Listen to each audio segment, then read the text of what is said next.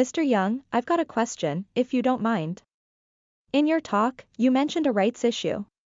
Could you explain to me in detail what a rights issue is? Well, a rights issue is an issue of new shares for cash to existing shareholders.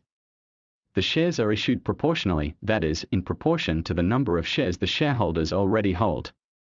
It's a good way of raising new cash from shareholders. For publicly quoted companies, it's a source of new equity funding. I see. But why issue shares to existing shareholders?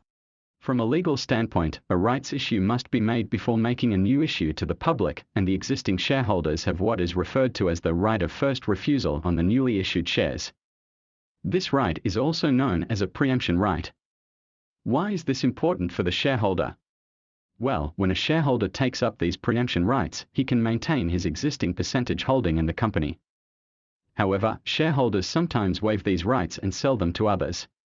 Another thing a shareholder can do is to vote to cancel their preemption rights. What about the price of these shares?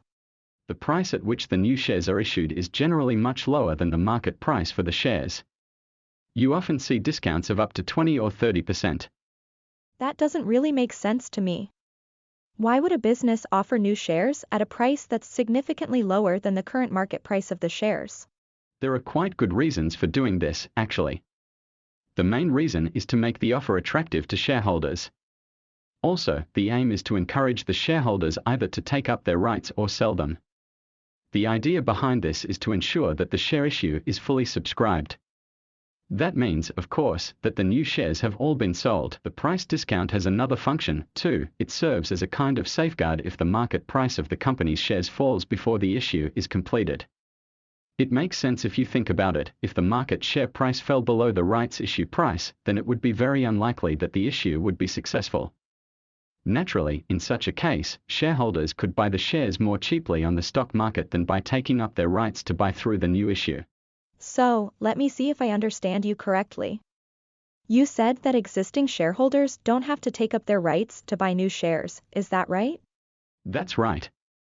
Shareholders who don't want to take up their rights are entitled to sell them on the stock market or by way of the company making the rights issue, either to other existing shareholders or new shareholders.